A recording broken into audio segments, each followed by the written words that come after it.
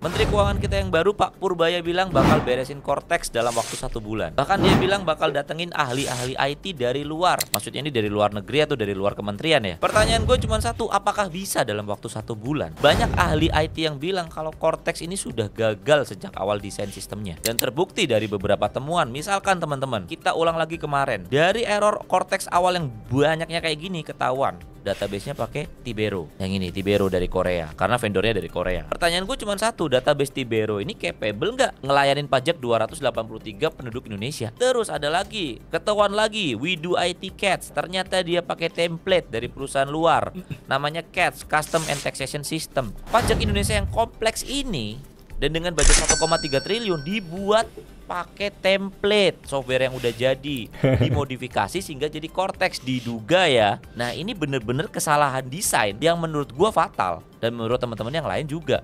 Makanya Cortex nggak beres-beres. Di sini gua mau mengedukasi kalian biar kalian tuh melek, terutama teman-teman yang ngerjain vendor-vendor pemerintah. Kalau ngerjain software itu nggak sebatas fungsionalnya bisa aja. Maksudnya gimana, Bang? Ya nggak sebatas misalkan di Cortex buat NPWP. Kalian cuman uji, oh gue bisa nih register Cortex terus gue buat NPWP. Dari sebelumnya gue nggak punya NPWP di salah satu kantor pajak tertentu. Oh sukses nih. Nggak cukup sampai situ. Lu harus mikirin gimana kalau ada 100.000 orang buat NPWP bareng-bareng bersamaan. Gak sekedar fungsionalitasnya aja jalan, tapi dari segi skalabilitas dan reliability-nya nggak pernah dipikirin. Nah, ini yang terjadi sama Cortex. Gua yakin, seyakin-yakinnya ketika uji fungsionalitas di Cortex, semua fiturnya jalan. Tapi nggak pernah diuji gimana kalau dia diakses sama penduduk Indonesia yang banyaknya kayak gini. Bagus, rapi websitenya, sesuai dengan budgetnya. Gue yakin juga nggak 1,3 triliun ini. Ya itu teman-teman, sekian marah-marah gua selama beberapa menit tentang Cortex. Semoga bisa menjadikan pencerahan bagi kalian ya. Gimana sih caranya benerin Cortex? Bisa nggak sebulan benerin Cortex? Bisa, tapi fokus ke scalability-nya. Dan kalau mau buat Cortex dari nol, tolong libatkan anak-anak bangsa Indonesia. Banyak yang pinter. Itu catatan gue buat pemerintah ya. Gak usah pakai vendor-vendor luar. Banyak anak Indonesia kita yang capable. Banyak software house di Indonesia yang capable. Terima kasih udah nonton sampai akhir. Oke, jadi Pak Purbaya ya, daripada lu cari orang IT di luar negeri, nggak ngerti bahasa Indonesia, mesti ditranslate lagi, mesti diajarin lagi, basic knowledge lagi dari awal, udah panggil Pak David aja. Nih, Pak David Alfa Sunarna, panggil dia aja Pak, udah beres Pak. nanti dibantu sama dia, dikoordinasikan, dijamin harganya nggak mahal Pak.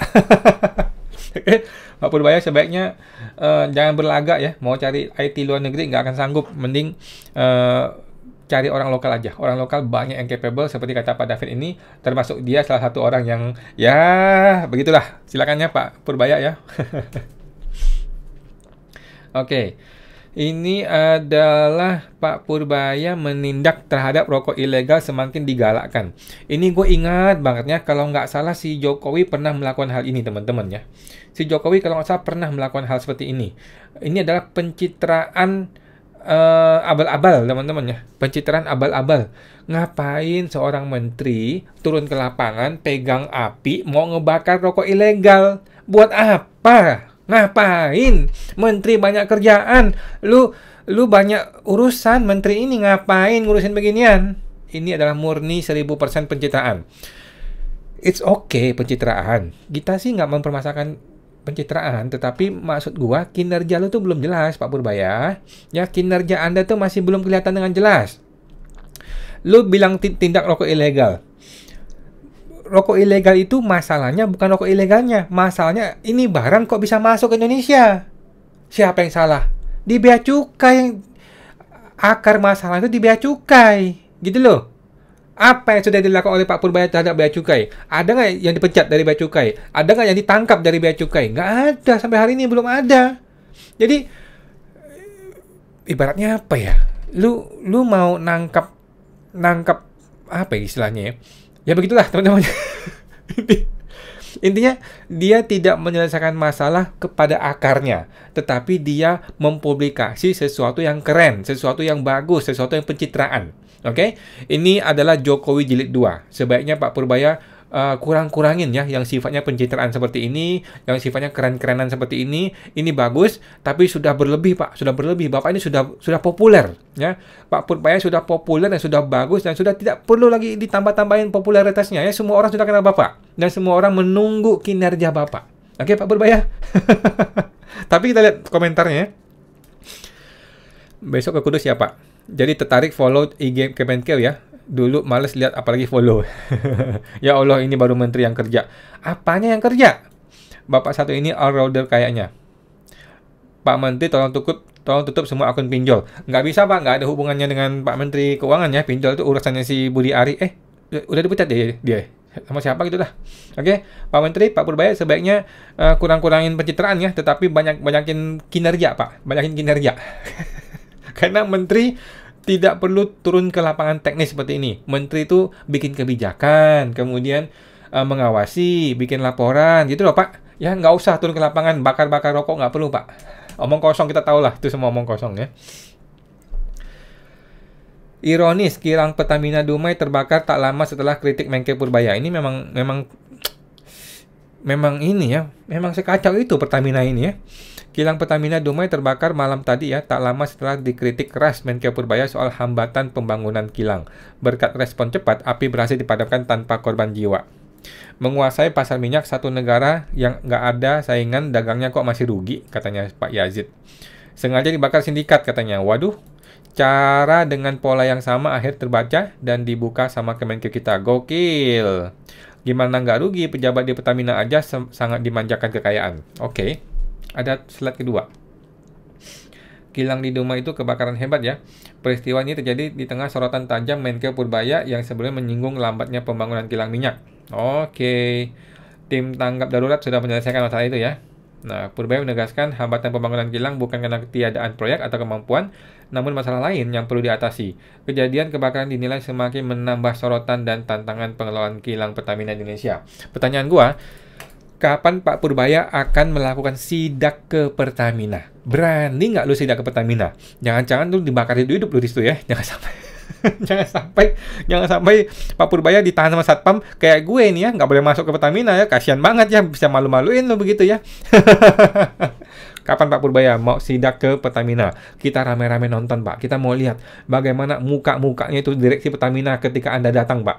Bisa stroke nggak mereka itu kalau Menkeu datang Pak? Coba Pak datang Pak ke rapatnya Pertamina. Kita mau tahu ngapain aja sih Direktur Pertamina itu, ngomongin apa sih mereka itu. Lanjut. Aduh si Bahlil.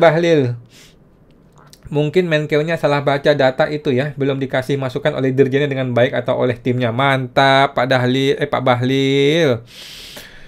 Aduh Pak Bahlil, kapan ini orang dipecat ya? Kapan dia di-reshuffle sama Prabowo ya? Aduh, sekali ini Pak Bahlil salah cari lawan ya. Kali ini Pak Bahlil betul-betul blunder ya, betul-betul offside ya. Melawan Purbaya yang lagi populer-populernya adalah suatu tindakan yang fatal. Oke, kita lihat ya, 1-2 hari ini apakah Bahlil akan minta maaf ataukah Bahlil akan dipecat atau di reshuffle. 1-2 hari kita akan lihat hasilnya, teman-teman. Pak Purbaya bukan orang yang akan mendiamkan perilaku oknum seperti ini. Pak Purbaya akan bertindak terhadap oknum-oknum seperti ini ya. Enak benar lu bilang dirjennya memberikan masukan yang salah gitu ya. Enak benar lu bilang Purbaya salah baca. Wah, ini Bahlil ini cari gara-gara, salah cari lawan ini ya. Menteri ISDM Bahlil merespon pernyataan Menkeu terkait harga subsidi LPG ya. Bendahara negara sebelum menyinggung soal harga keekonomian LPG itu 42.700 per tabung, tetapi masyarakat bayar 12,7 ribu. Ini menandakan bahwa pemerintah harus menanggung 30.000. Oke? Gue juga kaget ya ketika membaca ini teman-teman ya, dan gue rasa banyak orang kaget. Pertanyaannya siapa yang salah? Purbaya yang salah ngomong atau Bahlil yang bahlul gitu ya? Kita lihat nanti ya, 1-2 hari kita akan lihat bagaimana responnya Menkeu menanggapi Menteri Bahlil. Itu mungkin Menkeu-nya salah baca tadi data itu ya, yang mungkin butuh penyesuaian, belum dikasih masukan oleh dirjennya. Gila, ini menohok banget ya.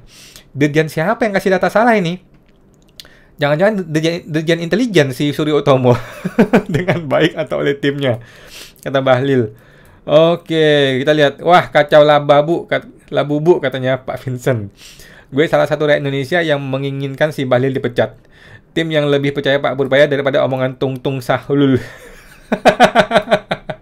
Gimana, gimana datanya bisa salah kalau yang punya pengetahuan tentang keuangan dan subsidi itu mereka. Ente yang nggak bisa kerja, bukan Menko yang nggak bisa baca. Rumahnya di mana? Nggak boleh, woi, nggak boleh jarang orang, woi. Tolong bisa di blur nggak itu, Bu? Lebih percaya Pak Purbaya.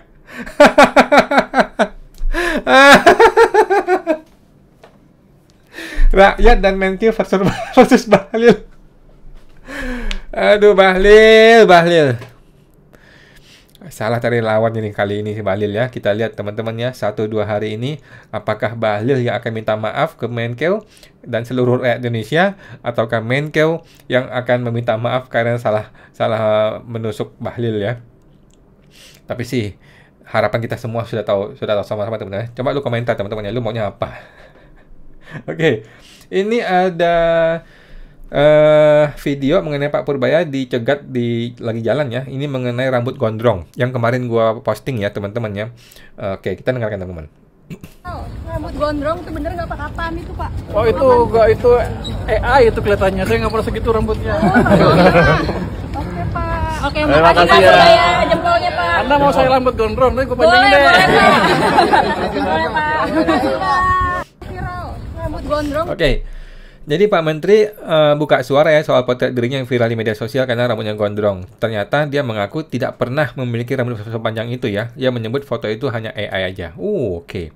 Jadi mulai banyak orang, kalau memang ini betul-betul AI ya, berarti kan ada orang yang effort. Ada orang yang keluarin effort sengaja bikin foto itu kan, hanya untuk gambar-gambar gitu kan. Berarti kan Pak Purbaya ini sudah nyampe ke para buzzer gitu loh. Sudah nyampe di level teknis para buzzer, baik itu yang mendukung maupun yang memusuhi dia ya. Jadi sudah masuk nih ke level teknis yang betul-betul orang dengan sengaja ngeluarin waktu, tenaga, biaya untuk ngecengin dia gitu ya. Baik itu positif ataupun negatif ya. It's okay. Oh, itu AI kelihatannya ya. Saya nggak pernah segitu rambutnya. Oke. Anda mau rambut saya gondrong? Nanti gue panjangin deh. Oke. Menteri gokil nih. Humble and humor ya. Sepanjang sejarah Indonesia. Setuju teman-teman ya. Kita nggak pernah ketemu menteri seperti ini. Sejak zaman reformasi sampai sekarang, kita belum pernah ketemu menteri yang segokil ini, sehumoris ini, dan sepopuler ini teman-teman ya. Siapa? Gue sih cuma ingat Ahok aja, Ahok sama sama Jokowi ya, yang bisa populer seperti ini. Tetapi Jokowi seperti kita tahu ya, populer tapi merusak Indonesia. Kalau Ahok populer tapi mulutnya sampah, sehingga akhirnya harus di penjara gitu ya. Kalau Purbaya ini paket komplit teman-teman ya. Purbaya ini paket komplit. Kita tinggal nunggu kinerja dia. Kalau kinerja dia betul-betul berhasil, maka tidak ada yang bisa menghalangi dia untuk masuk ke wakil presiden atau presidennya. Nyaman sekali cara jawabnya. Keren Pak, semangat membangun ekonomi tanpa palak-palak tapi dengan investasi nyata. Menteri ini orangnya positif banget, semoga bisa membuat ekonomi Indonesia menjadi lebih baik. Ya setuju ya. Terus terang gue juga melihat orangnya baik teman-teman ya. Maksudnya ketika gue dengar dia ngomong tuh, walaupun gue mengkritik dia ya teman-teman ya, walaupun gue mengkritik, tapi auranya tuh gue tidak merasa aura negatif gitu loh. Gue tidak merasa, pengen gue hajar nih orang, enggak gitu loh. Beda kayak Sri Mulyani. Kalau Sri Mulyani pengen gue hantam tuh orangnya, tetapi kan dalam hati ya. Kalau Purbaya enggak ya, orangnya memang auranya positif ya. Menteri paling keren saat ini, betul ya. Pak Menteri ubannya nambah banyak ya. Alhamdulillah ketawanya nggak hilang ya. Terus semangat ya Pak, sehat-sehat selalu, sukses terus demi rakyat Indonesia bersama Bapak Prabowo ya. Teman-teman, ini hari ke-24 ya. Ini hari ke-24 dari 90 hari gua memantau dan mengawasi dan mengawal kinerja Pak Purbaya ya. Gua rasa hari-hari ini akan gua kenang, hari-hari ini akan gua akan gua reminder sebagai hari-hari dimana gua dekat dengan Pak Purbaya ya. Walaupun dia nggak pernah ketemu gue dan mungkin nggak akan pernah ketemu gua, tetapi kita sebagai rakyat tuh bisa merasa dekat dengan menteri itu baru kali ini teman-teman ya. Baru kali ini. Ya, maksudnya attraction dia terhadap orang tuh segitu besarnya gitu loh. Sampai gue bikin effort seperti ini. Gue itu bikin video kayak gini tuh bisa sampai jam 1 malam, jam 2 malam teman-teman ya. Gue posting jam 4 pagi gitu ya. Jadi jam 2 pagi baru selesai, jam 4 pagi posting gitu ya. Karena saking gue sibuknya, akhirnya gue bikin ini di akhir hari gitu kan. Nah, segitulah gua tuh mau bikin effort untuk itu gitu loh. Dan gua rasa banyak orang juga tertarik dengan beliau ya. Lanjut. Nah, ini adalah sampai ada satu channel baru ya. 1Abad100 nih channel baru 15.000 subscriber, tapi sudah bikin video mengenai ini nih. Memahami kepintaran Purbaya Yudi selamatkan Indonesia dari pajak dan MBG yang rugi triliunan rupiah. Oke. Teman-teman nonton sendiri ya videonya ya, ada 9 menit lebih, tetapi dia sudah punya banyak sumber acuan, kemudian yang komentar juga banyak ya. Semoga kepintaran yang telah Allah berikan kepada Purbaya betul-betul dirasakan masyarakat Indonesia ya. Semoga Pak Purbaya selalu dilindungi Allah SWT dalam tugasnya untuk bela rakyat ya. Jadi sudah mulai banyak teman-teman ya orang-orang seperti gue yang betul-betul bikin video, mengeluarkan effort, tenaga, waktu, biaya untuk membuat video seperti ini. Video yang betul-betul mengomentari perjalanan Pak Purbaya gitu loh. Dia sampai effort loh ya bikin video seperti ini kan, dia ngambil dari berbagai sumber, dia butuh waktu, butuh effort ya. Dan sebagai channel baru, dia menganggap ini video bagus ya. Dan memang terbukti, sudah ada 22.000 orang nonton teman-teman ya. Yang nonton ini lebih banyak daripada subscriber subscriber channel tersebut ya. Jadi memang terbukti Purbaya efek itu nyata teman-teman ya. Bagus. Teman-teman tinggal nonton sendiri ya. Oke lanjut. Ini sama ya, sebut foto viral gondrong di medsos hanya editan nih. Iya mungkin editan ya. Jadi kan hitam-hitam nih. Ini hitam-hitam di sini ya mungkin ya editan ya. Gua rasa iya ya. Mungkin rambutnya segini, tapi ininya enggak gitu loh. Ini enggak sampai segitu gitu ya. Jadi mungkin editan ya. Masuk akal. Oke. Lanjut, ini Pak Menkeu bertemu dengan Adam Schwartz, penulis buku A Nation in Waiting Indonesia Search for Stability. Membuka ruang dialog yang kaya perspektif. Oke. Oh, orang ini bikin buku khusus Indonesia. Oke. Diskusi tentang kondisi ekonomi, kebijakan publik, hingga dinamika geopolitik kawasan berlangsung penuh gagasan untuk menciptakan daya saing ekonomi yang lebih kuat serta menjaga momentum pertumbuhan ekonomi. Oke, Pak, tolong tanya Pak, nomor aduan khusus untuk petugas pajak yang menekan wajib pajak apa sudah ada belum ya? Tolong dibantu segerakan Pak, penting sekali untuk menjaga kondisi di pasar yang sebenarnya. Oke. Gua screenshot dulu ya, nanti gue sampaikan kepada masyarakatnya. Gue juga bertanya-tanya ya, gue sudah komentar loh ya, kapan DM Instagram dan chatting kita akan dibalas. Tidak dibalas teman-teman ya, nggak ada balasan ya. Nah, menteri yang nggak cicacu kerja langsung incer ke poin utama. Oke, tuh ya. Oke, tolong tutup semua akun pinjol. Ya nggak ini ya, bukan tugas dia pinjol ya. Lanjut. RI tidak ada kilang baru sejak krisis 1998. Purbaya, RI rugi besar. Setuju. Pertanyaan gua, Pak Purbaya mau ngapain? Pertanyaan gua, Pak Purbaya bisa berbuat apa? Lu mau pecat tuh BUMN-nya si direkturnya Pertamina? Berani nggak lu pecat mereka? Baru ditangkapin aja kemarin, santai-santai aja mereka yang baru sekarang. Berani Pak mecat mereka? Atau berani kasih target nggak? Kasih target ke Pertamina, oke? Gua kasih target, lu bangun kilang minyak 1 tahun 1. Kalau nggak, lu gue pecat. Berani nggak ngomong gitu Pak Purbaya? Ini mafia bos yang lu lawan bos. Bukan mafia 1.000-2.000 miliar. Ini ratusan triliun bos, mafianya bos. Berani Pak Purbaya? Jangan-jangan lu yang dipenggal sama mafia-mafia ini. Nah, jadi Pak Purbaya ini betul-betul membutuhkan backing atau backup yang betul-betul jago atau kuat. Ya minimal kejaksaan backing dia lah ya. Jangan sampai dia dihantam sama musuh-musuhnya ya. Menkeu Purbaya menyoroti keperluan energi domestik yang masih bergantung impor. Salah satu akar masalah terdapat pada tidak ada pembangunan kilang minyak baru di dalam negeri beberapa tahun terakhir. Oke. Ya, teman-teman sudah tahu ini ya. Sudah dibahas kemarin ya. Nah, iya. Jadi Pak Purbaya ini pengetahuannya luas, ilmunya bagus, otaknya encer dan pinter, tinggal praktek aja, tinggal kinerja ya, tinggal seberapa besar sih Pak Prabowo memberikan kewenangan dia untuk ngeberesin negara kita. Yang paling tepat, jadiin wakil presiden. Oke? Gibran mundur, Pak Purbaya masuk. Win-win solution teman-teman ya. Win-win solution, the best dah. Lanjut. Jangan lupa makan di tempat UMKM, hidupkan sektor UMKM. Oke. Lama-lama gokil sih ini menteri ya. Ada pengganti kerinduan sama sosok Ibu Susi yang sederhana. Oh iya Bu Susi waktu itu ya.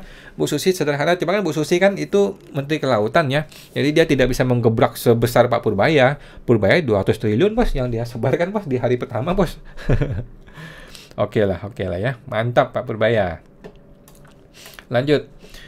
Perpanjangan PPh final UMKM dijamin berlaku meski aturannya belum rilis. Aduh, ini nih gue ngomong ke Pak Purbaya ya. Pasal 1 ayat 2 atau pasal 2 ya. Pasal 1 ayat 2 Undang-Undang Dasar 1945 mengatakan bahwa Indonesia adalah negara hukum. Mana bisa lu bilang ini berlaku tetapi aturannya belum ada. Itu nggak ada di negara hukum begitu, bos. Mana bisa di negara hukum lu mengatakan sesuatu tetapi belum ada dasar hukum? Mana bisa? Lu menjamin itu berlaku tapi belum ada aturan. Gimana ceritanya, Pak Purbaya? Aduh. Sudah banyak orang makan korban ya. Banyak orang yang tidak bisa mencetak lagi suket PP 55-nya, akhirnya menyebabkan mereka harus dipotong PPh 23 2% atau 21, tetapi tidak bisa dipotong PPh final. Sudah banyak kejadian dan ini belum ada solusinya sama sekali oleh pemerintah. Pemerintah cuma bilang, kami menjamin lu pakai PPh final. Jamin nenek kau. Mana dasar hukumnya? Nggak ada dasar hukumnya ini. Kalau nggak ada dasar hukum, berarti tidak ada kepastian hukum. Kalau nggak ada kepastian hukum, itu melanggar asas kepastian hukum di Undang-Undang AP maupun Undang-Undang Dasar. Indonesia negara hukum, bos. Indonesia bukan negaranya Purbaya. Indonesia bukan negaranya si Erlangga, bukan. Indonesia ini negara hukum. Aduh, Pak Purbaya ini. Nah, satu lagi nih. Komisi 11 DPR dukung penundaan marketplace PPh Pasar Dodo ditunda ya. Pertanyaan gua, dasar hukumnya mana? Di PMK 37 tidak ada mengatur mengenai penundaan. PMK 37 tidak mengatur mengenai masa-masa transisi, itu nggak ada. PMK 37 menyatakan langsung berlaku. Sekarang Menteri tiba-tiba bilang tidak berlaku atau penundaan. Pertanyaan gua, penundaan sampai kapan? Lah, nggak jelas. Masa lu tunda nih, tiba-tiba di suatu waktu lu bilang mulai hari ini berlaku. Lah mana bisa begitu? Harus ada PMK untuk merubah PMK 37. Begitulah negara hukum bekerja, Pak. Ya, jadi nggak bisa nih mulutnya Purbaya langsung merubah sebuah hukum yang sedang aktif, yang sedang berjalan. Nggak bisa, nggak boleh, gitu loh. Ya, walaupun Pak Purbaya populer, kita juga harus berani mengkritik teman-teman ya, karena jangan sampai negara diobrak-abrik dengan cara ya sesuka hatinya Purbaya. Nggak boleh juga ya, nggak boleh ya. Lanjut. Pangkas dana TKD Menkeu Purbaya mau dipukuli bupati. Oke. Ini mungkin bercanda kali ya. Tapi ini ada videonya nih. Kita lihat, kita dengar teman-teman ya. Jadi para pimpinan daerah ada gubernur, wakil gubernur, beberapa bupati dari beberapa tempat datang ke sini. Tadinya mau ketemu saya semua. Untung saya cuma ketemu perwakilan. Kalau enggak saya dipukulin tadi. Tapi pada dasarnya begini. Anggaran tahun ini tahun depan kan dipotong. Tahun ini sudah dipotong juga kan. Jadi mereka protes sama dengan Anda. Anda kayaknya udah sama deh cara berpikirnya dengan bupati atau gubernur. Kenapa dipotong? Nanti nggak bisa bergerak kira-kira gitu. Tapi alasan memotongnya itu Kak, utamanya dulu karena banyak penyelewengan. Artinya nggak semua uang yang dipakai dengan betul. Jadi itu yang membuat pusat agak, bukan saya ya, pemimpin itu agak gerah dengan itu, ingin mengoptimalkan. Jadi sebetulnya kalau uang yang di daerah bertambah, jadi kan di transfernya kan turun 200 ya, tapi program-program untuk daerah naik dari 900 ke 1.300 triliun, tambah lebih banyak. Jadi kita ingin melihat yang lebih kinerja uang yang lebih efektif, tapi tentunya nggak bisa tiba-tiba kan. Makanya untuk tahun 2026 nanti itu kan tadinya APBN-nya berapa, kami tambah lagi dengan 43 triliun tahun sekarang. Saya pikir Oke, itu ekonomi makro ya teman-teman, yang kita juga pusing ya. Tetapi kita apresiasi dahulu deh. Lu pernah nggak dengar Sri Mulyani seperti ini?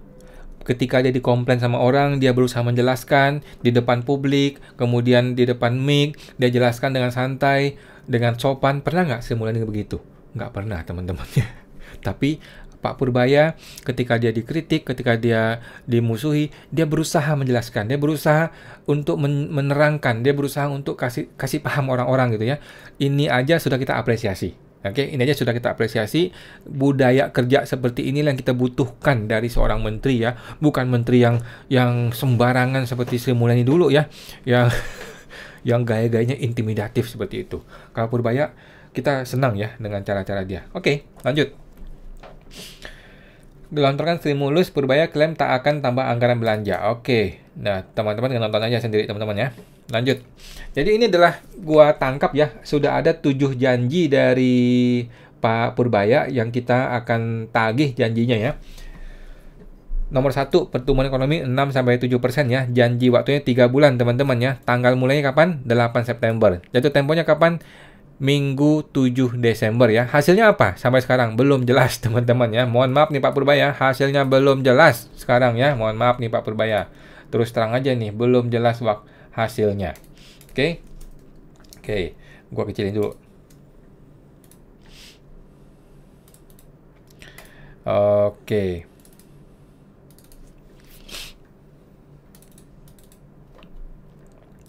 Yang kedua, dia bilang mau benerin Cortex ya, Cortex abal-abal itu ya. Mau bawa orang IT dari luar negeri. Janji berapa? Janji 1 bulan ya. Mulai kapan? 23 September. Jatuh temponya kapan? 23 Oktober. Sekarang sudah tanggal 2 Oktober ya. Tinggal 20 hari lagi. Bagaimana hasilnya? Belum jelas ya. Siapa yang sudah dia kontak, sudah dikontrak, sudah dikirim, belum jelas ya. Dan tadi di awal sudah kita kasih lihat ya, ada komplain dari Pak David, seorang ahli IT di Indonesia ya. Mending Pak Purbaya hubungin David aja deh. Nomor 3. PPh final UMKM 0,5% diperpanjang 4 tahun ya, sampai dengan Desember 2029. Dasar hukumnya mana Pak? Kan dia ngomong tanggal 16 September nih, nggak jelas nih kapan dia janji akan terbit dasar hukumnya. Belum jelas sampai sekarang. Oke. Tagihan pajak 60 triliun, 200 WP besar nih ya. 1 minggu dia bilang ya, dia janji 1 minggu. Dia ngomong tanggal 22 September kalau nggak salah, jatuh temponya tanggal 29 September. Sekarang sudah bulan Oktober. Apa hasilnya? Belum jelas teman-temannya, belum jelas. Kemudian 200T yang dia kirim kepada Bank Himbara itu akan sama dengan pertumbuhan ekonomi. Pertanyaannya, bagaimana hasilnya? Dia ngomong tanggal 12 September ya. Ini hari Jumat, dia gelontorkannya, dia transfer hari Jumat 12 September. Sampai sekarang belum jelas bagaimana hasilnya. Sudah berapa orang yang dapat kredit dari situ, kemudian ngapain aja mereka, apa hasilnya, bisnisnya bagaimana, pertumbuhannya bagaimana, belum ada hasilnya dengan jelas. Nomor 6, pajak marketplace ditunda ya, dasar hukumnya bagaimana, sampai kapan? Dia ngomong 26 September ya, sampai sekarang belum jelas hasilnya dan belum jelas dasar hukumnya. Oke? Belum jelas PMK-nya. Nomor 7, dia bilang akan buat saluran pengaduan untuk pemerasan wajib pajak. Tanggal 26 September dia ngomong, sampai hari ini belum jelas. Sampai hari ini mana kanal pengaduannya, mana posko pengaduannya, nomor teleponnya berapa, emailnya apa, kalau orang mengadukan bagaimana prosesnya, dan bagaimana hasilnya, bagaimana pemantauannya, semuanya masih omon-omon. Ya, jadi teman-teman, sampai hari ini Purbaya banyak janji, banyak omong, sangat populer, tetapi masih perlu menunggu hasil kinerjanya. Kita kan pernah ya punya menteri yang brengsek. Kita pernah punya presiden yang brengsek. Oleh karena itu, kita harus berhati-hati, jangan cinta buta sama seorang menteri. Kita harus, apa istilahnya ya, kita harus berani untuk mengkritik ketika dia berbuat salah. Gitu ya, sama seperti seorang ayah yang mencintai anaknya atau seorang ibu yang sayang pada anaknya. Ketika anaknya berbuat benar ya dia support, dia dukung. Tetapi ketika anak yang dia sayang ini berbuat salah, ya dia mesti berani untuk menghukum, mesti berani untuk mengkritik, mesti berani untuk memberikan sanksi. Begitulah cara kita menyayangi seseorang gitu ya, bukan dengan cinta buta seperti buzzer-buzzer zaman Konoha gitu dulu itu ya. Oke teman-teman, ini sudah hari ke-24 ya, dari 90 hari kita memantau dan mengawal perjalanan dari Pak Purbaya sepanjang 3 bulan ya, bagaimana dia akan betul-betul bisa menciptakan pertumbuhan ekonomi. Kalau memang bisa ya kita dukung, kalau nggak bisa ya kita kritik gitu teman-teman ya. Dan semoga Indonesia bisa selamat ya ke depannya. Oke teman-teman, sampai jumpa, semoga terbantu.